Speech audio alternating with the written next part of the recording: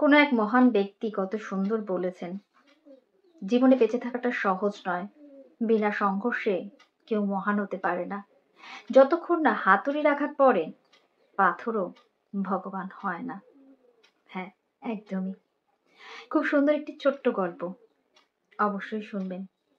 কোনো এক সময়ের কথা, একজন মূর্তিকার যিনি সত্য মূর্তি তৈরির কাজ শিখেছেন, তো তিনি একদিন জঙ্গলের ভিতর দিয়ে যাচ্ছিলেন। হঠাৎই তার নজরে পড়ল একটি বড় পাথরের টুকরো।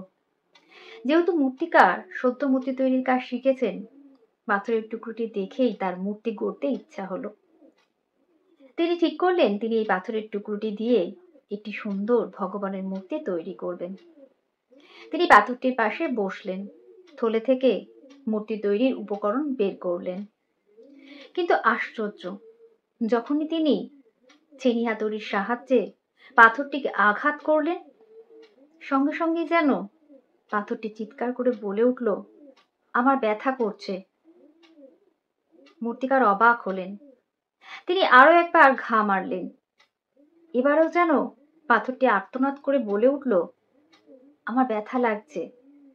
মূর্তিকার পাথরটিকে আর আঘাত করলেন না। তিনি পাথরটিকে ওই স্থানে রেখেই এগিয়ে চললেন। একটুখানি এগিয়ে যেতেই তিনি লক্ষ্য করলেন আরো একটি বড় পাথরের টুকরো। মূর্তিকার ঠিক করলেন এই পাথরের টুকরোটি দিয়েই তিনি ভগবানের মূর্তি তৈরি করবেন। তো তিনি আবারও থলে থেকে উপকরণগুলি বার করলেন এবং ছেনি হাতুড়ির সাহায্যে পাথরটিতে আঘাত করতে লাগলেন। বারংবার আঘাত করায় পাথরটি অনেক কষ্ট হচ্ছিল, কিন্তু তথাপি সে ব্যথা সহ্য করল নীরবে। ধীরে ধীরে পাথরটি একটি সুন্দর ভগবানের মূর্তিতে রূপান্তরিত হলো।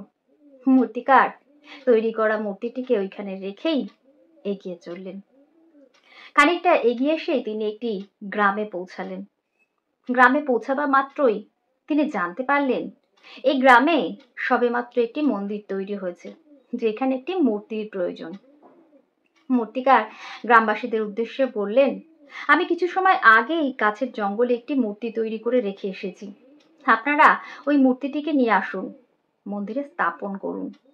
মূর্তিকারের কথা মতো গ্রামবাসীরা জঙ্গলে গেলেন এবং মূর্তিটিকে নিয়ে গ্রামে এলেন, মন্দিরে প্রতিষ্ঠা করলেন। একজন গ্রামবাসী বললেন, মন্দিরে মূর্তি তো প্রতিষ্ঠা হলো, কিন্তু নারকেল ফাটানোর জন্য একটি পাথরের প্রয়োজন। মূর্তিকার এই কথা শুনেই বললেন, আরে আপনারা জঙ্গলের যেখানে মূর্তি পেয়েছেন একটু এগিয়ে গেলেই দেখতে পাবেন একটি পাথরের বড় টুকরো। ওই টুকরোটিকে নিয়ে আসেন, ওইটি দিয়েই নারকেল ফাটানোর কাজ হবে। মূর্তিকারের কথা মতো গ্রামবাসীরা আবারও জঙ্গলে গেলেন এবং পাথরের বড় টুকরোটি নিয়ে এলেন। ওইটিকেও মন্দিরেই রাখা হলো। দিন কয়েক বাদে একদিন রাতে পাথর এবং মূর্তি নিজেদের মধ্যে বলাবলি করছিল।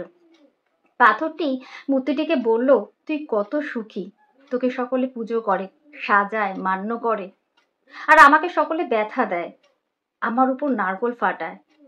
এই কথা শুনে মূর্তিটি বলল, তুই যদি সেদিন মূর্তিকারের দেওয়া আঘাত সহ্য করতিস, তাহলে আজ আমার জায়গায় তুই থাকতিস, আর তোর জায়গায় আমি।